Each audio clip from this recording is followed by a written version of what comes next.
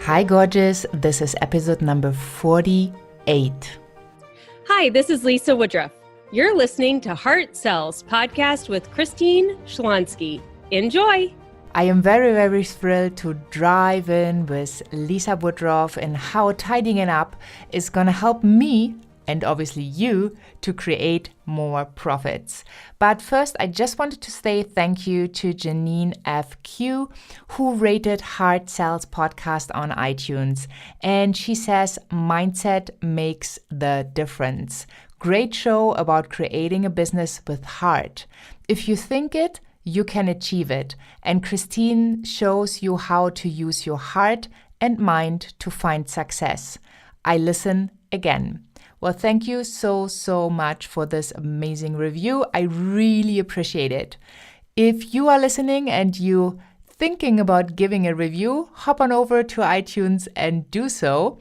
Otherwise, I am inviting you to join the Empowerment Notes. That is my weekly newsletter where you get all the wonderful updates on the podcast, as well as amazing free empowerment content to take your business to the next level. You find the sign-up page at christineschlonski.com, as well as all the podcast episodes with the show notes, the transcript, the resources, everything you need to keep thriving. So let's dive into the episode with Lisa Woodruff. First, I'm going to give you a little overview about her amazing services and knowledge. She is the founder of Organize 365, the creator of the 100-day home organization program, the Sunday Basket Workshop, and the Sunday Basket Workshop paper organization certification program. She also is an Amazon best-selling author with the book The Mindset of Organization, Take Back Your House One Phase at a Time, and how ADHD affects home organization. Lisa shares her belief that organization is not a skill that you are born with. It is a skill that is developed over time and changes with each season of life.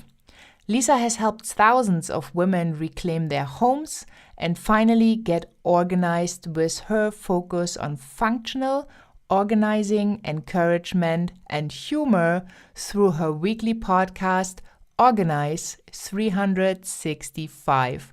I'm so excited that she is here today. Well, I am so excited to have you on, Lisa.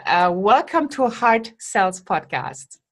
Thank you, Christine. I'm looking forward to talking to you and meeting your audience. Yes, I am so excited because we have this special topic today. So it's the first time for Heart Sells podcast, since I believe that sales is holistic, being clear in whatever you do, not just in your mind, but also in your environment to have more productivity, to, find your stuff.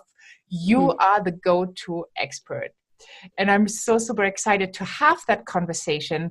So what did you see so far if you put sales together with organizing?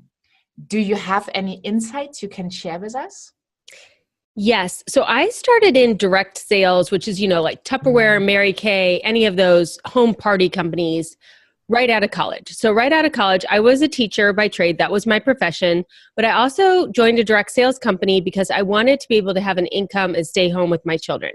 And I was very organized. I was an organized teacher. I was organized in direct sales. I was able to keep all the balls going until I had that second baby, and then it all came crashing down. And my friends were actually very happy. They were like, yay, she broke. Wow, nice friends. I know. They're like, how does she keep adding all these things? But eventually, you run out of hands to juggle. But what I noticed specifically at that time in my 20s in direct sales was that I was more profitable and I was more productive than 90% of the people I knew in direct sales because I could juggle the business of direct sales, my children, my house, and everything. I have a lot of extra energy, so that was part of it. Like, I do sleep 7, 8 hours a night, but when I'm awake, I'm moving and I'm productive. I don't need this recharging time that some people have. But I was able to create organizational, even just checklists in my direct sales business that other people didn't have, that allowed me to sell more at my workshops, to book more workshops, to actually book less workshops and make more money, because I had a great follow-up system with my customers. And this was in the 90s. Like, I would mail a physical newsletter 4 times a year, but I would not just mail a physical newsletter. I would call every single customer every single time. So I had about 200 to 300 customers, and I would call every single one 4 times a year. And I didn't get them all on the phone, but because I had these systems in place, my sales were higher, my loyalty was higher, my downline were actually productive and made money because I taught them my systems.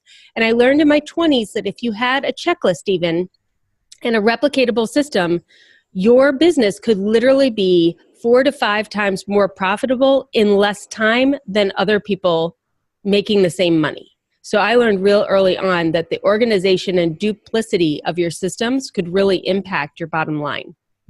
Wow, I love that. And I'm sure the audience loves this as well, because, so often, you have days where you're the headless chicken, right? You try to get everything together, but sometimes it's just not working. You start with a good intention. Maybe you even have a plan. You have like a to-do list or something. Yeah. So for somebody who is not really aware of that huge impact that organizing can make to their business, what is a good way for them to start, or even get their head around putting in the extra effort to create a system to then help their business to grow? Yes, I think especially, I know you have a lot of entrepreneurs listening. I know you have a lot of women listening, and specifically for female entrepreneurs. We tend to grow our businesses in the nooks and crannies, especially if we have children. Like, we were taught, do nap time, do bedtime, do any nook and cranny. And I did that for a long time. Or maybe you'll hire a mother's helper 1 day a week, and that really helps you as well. But we get in this nook and cranny mentality to where we are every 5 to 15 minutes trying to check something off of our to-do list. And if we can get any productive time, we check something off our to-do list in our business. And what I think is really holding females back more than anything are your household responsibilities and jobs at home. And we don't take the time to systematize, delete, or delegate the household responsibilities, which are way easier to delegate. We're always trying to, how do we hire a virtual VA in the Philippines or something? No, get a house cleaner. Step 1, eliminate 8 hours of work for $60 to $80 a week, maybe $100. Way cheaper than a VA. And anybody can clean your kitchen floors and toilets. This is not a skill that you have to teach them how to do. You just have to free up the money. So outsource some of those household tasks. And we don't realize we prioritize our time and money differently when we're thinking about our business than we're thinking about our house. And we think because we can do it and it's free if we do it. It's not free if you do it. If you could eliminate some of those household tasks, even laundry, for 1 solid year, I took all of my laundry to the dry cleaner. Do you know they do underwear? They do everything. They don't dry clean it. They put it in a washing machine. But it was so freeing for me, because the mental of knowing that your toilets are dirty and the laundry needs to be moved and the dishes aren't done and you ran out of milk, that mental is wearing on you when you're trying to focus on your business. So I think if you take some time, even on a Sunday afternoon, take 1 hour, think about what you're going to do the next week. What can you start delegating or deleting? Can you stop going in the grocery store and order everything online? The first time you do that, it's really hard, because you wake up Saturday morning to go to the grocery store and you realize that if you're going to place the order online, you can't pick it up till Saturday night or Sunday, and you're literally out of milk. So there is a learning curve and there is an awkward time in implementing these systems, but household delegation and deletion systems will gain you 15 to 20 hours a week. Yeah, I love that. And I think I'm pretty good at this, the delegating, or just, not doing the dishes right at that moment. I think I trained myself pretty well. But also when I heard you speaking, I got the impulse, sometimes when you're stuck in your business because you're thinking about an idea, you can't maybe make up your mind which direction to go. And then, these household tasks, they're so lovely. They give something to do. Like you have like a real excuse not to work on your business. And that's just when I heard you talking, that was like, yeah, but what about the excuse? Well, let me just run to the store real quick. Right. Because I have to get whatever it is. But sometimes when you run to the store, like so around 2:30 in the afternoon, I will kind of hit my ceiling. I'm like, you know what? I'm going to go get onion rings. Culver's onion rings in the United States, they're super salty and hot. But it takes me about 25, 30 minutes round trip to get onion rings. But at 2:30 when I do that, I actually listen to a podcast there and back, or I marinate on my day, and I actually get great ideas. So I'm not saying that you have to outsource every single thing in your house and become a robot, but there's a research institute called the Pew Research Institute who has statistically proven we have 28 hours a week of household tasks, not including children. So people without children in the United States have 28 hours of household-related tasks. Cooking, cleaning, lawn care, vehicle maintenance, grocery shopping, adds up to 28 hours. And it divides right now 18 hours for women, 10 hours for men. Do you really want to spend 18 hours a week, ladies, doing laundry and grocery shopping? Could we get that down to 5? So it's a real big time saver when you look at everything you're actually doing. Yeah, well, I definitely love the advice. And, if you need an excuse sometimes to, get clear on an idea, and obviously I love the advice that, listen to podcasts, Hard Sales Podcast. Yes. But that's really great. So because when we have a business, we usually have a special gift that we can share with the world that pays so much more than doing the dishes or cleaning the bathroom. What other things could women be aware of that they might just do automatically? Automatically. I think that productivity comes from habits. And habits get developed over time. And really, we live much more of our life on default than we think we do. And if you were to track your time for the next 2 days, every 15 minutes, have your alarm go off and write down what you've been doing, I think you'd be surprised how you spend your time. One of the things I love to do, I love Instagram, but I don't follow very many people, but I love it. I love doing Insta stories. I watch Insta stories. And so every couple of hours, I'll go on Insta stories just to see if the people I'm following have added one.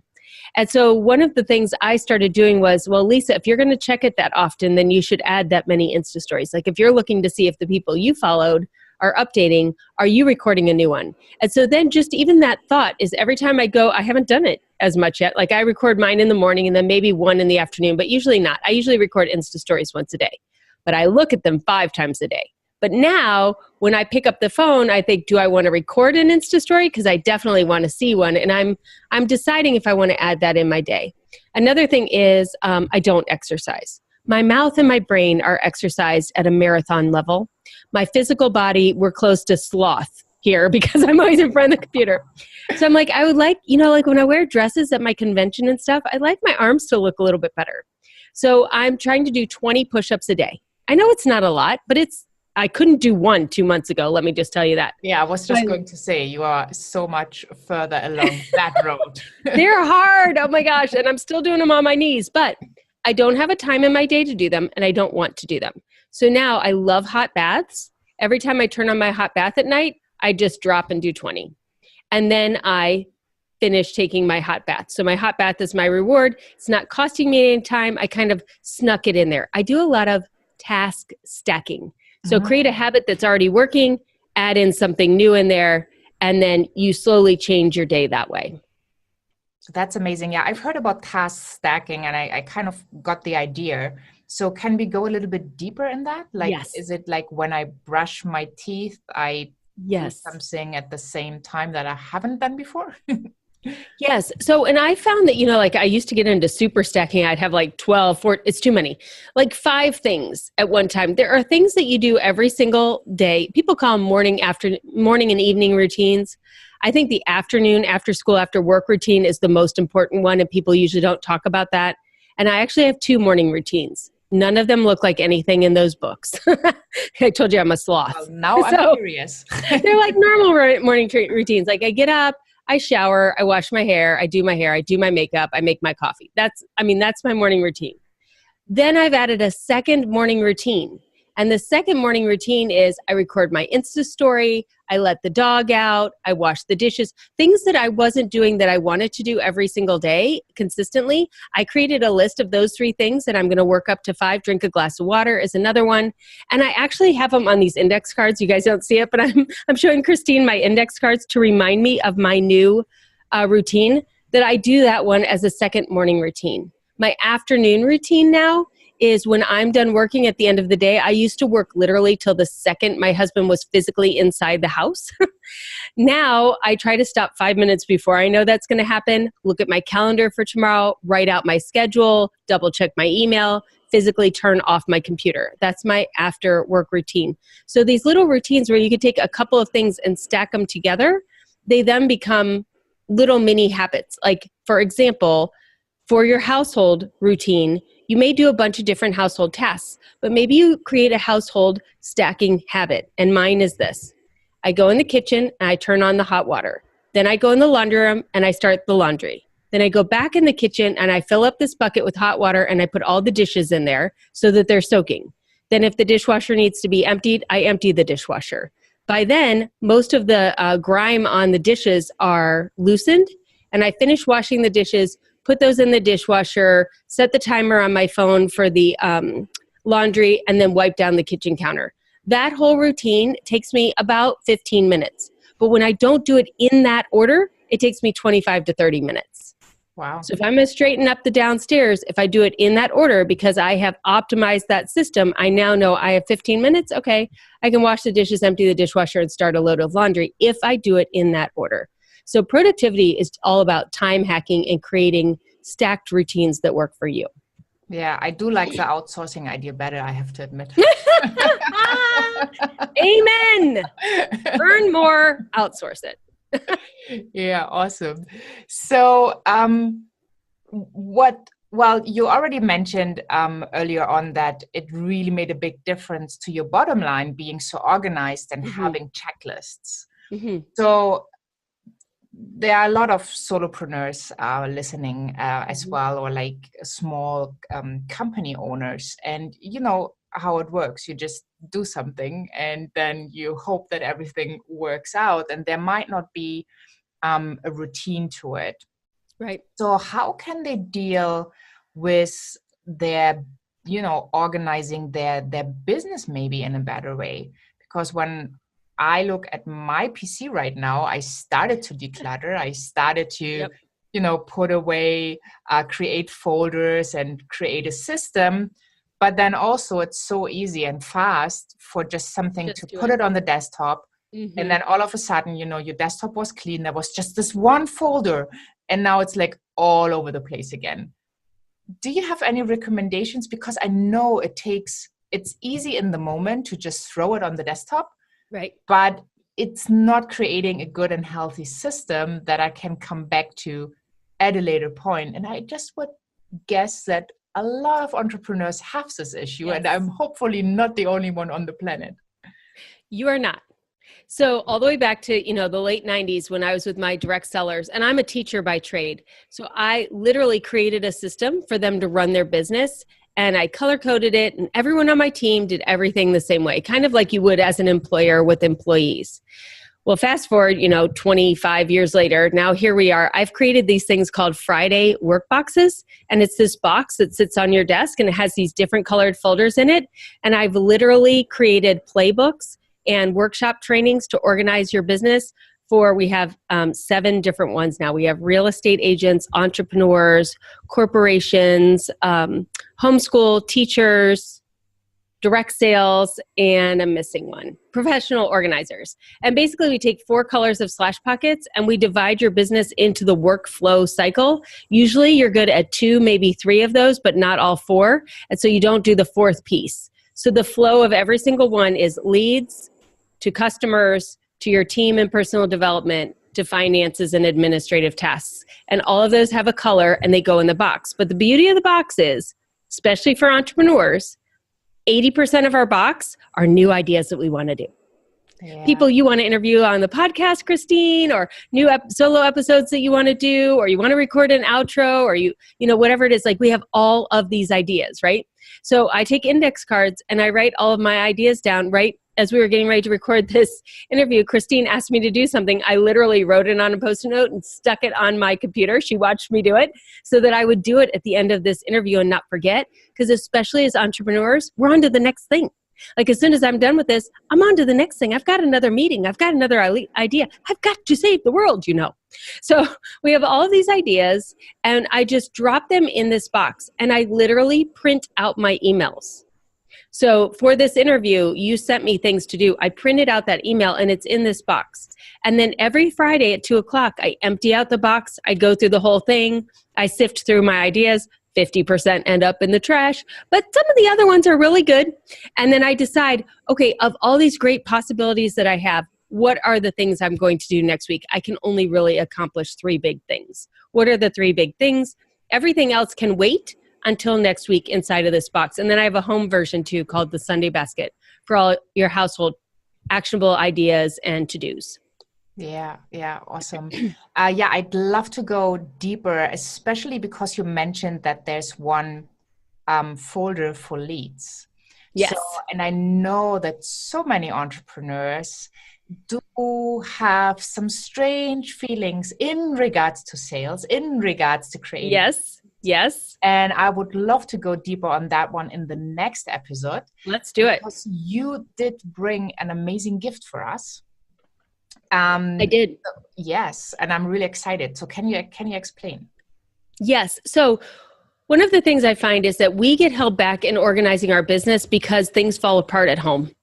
And if you can get your home completely organized and running on its own, then you can not only bring your physical self to your business, but you can bring your mental self to your business, especially for ladies, knowing that everything's taken care of at home. I don't need to be there. So I have a program called the 100-Day Home Organization Program, and I would love to give you a free week. And the week is organizing your laundry room. Number 1, because no one's going to undo it, because who wants to go in there? And number 2, if you have all clean underwear, you could do a lot of fun things, right? So if you just go to organize365.com/try100, you could try a week free. Oh, that's pretty cool. I'm really excited about that. And also, you know, I noticed that when I organize my stuff, like at the beginning of the year, I clean out my bookshelf, you know, and I put everything in order. And it really felt better. But I also felt that there was a shift in energy. Mm-hmm. And it definitely 100%. Yeah, you agree. Okay. Oh, yes. I think that it kind of calls, like, if everything is in order, it calls in more of the things you want, you desire, because you have more space. Does that make sense? Right. Well, you know, I'm sure you've seen the show where the monkey has his hands through the bars and he's holding on to the bananas, but if he just let the bananas go, he could be free, kind of thing. Like if you're holding on so tightly to all of these things from the past, like your books from university and your old businesses and other things, you're not only holding on to the ideas, but you're also holding on to some things that maybe didn't work. Or like in my case, when we couldn't have children and we were going to adopt, like letting go of some of those baby items meant that I was never going to be pregnant. I mean, that's a process. Letting go of stuff is a process. Like you brought it into your house for a reason. So you have to physically process letting go of it, whether it was a bad purchase decision or you overbought. And with that comes like, dang, I spent money I shouldn't have spent or time I shouldn't have spent. And you have to forgive yourself and let go of that. And as you do that, you physically get more space, so you feel lighter, but also emotionally and mentally you have more space. And if you have more mental and emotional space, then you have that to pour into your family, to pour into your business, to pour into your self-development. You just have more availability for what's next. I love that. That's such a beautiful finish of this episode. And I'm so excited to continue the interview with you. Thank you so much for being here, Lisa. Thank you. wow, I already know now that I'm doing some things quite right to increase my profits. So that feels really, really good. I hope you are on the same journey, that you already have had the opportunity to, minimize work that does not produce the results for you that you really truly desire, that you were able to maybe outsource the one or the other task, and that you can truly focus on what brings in the revenue, and also kind of balance that with what brings yourself the energy to enjoy what you are doing, to enjoy life. And I think Lisa is a really good example. She is so full of energy, and it's just fun to have her on the show. So I hope you enjoyed. Hop on over to christineschlonski.com for the show notes, the transcript, and all the resources we talked about, as well as all the social links so you can connect with Lisa. It's only one click away. And you find the podcast, including all this information, at christineschlonski.com. Make sure you're tuning in for the next episode. I am super excited to have you. Thank you so much for listening, and have a wonderful day wherever you are in this beautiful world. Bye for now.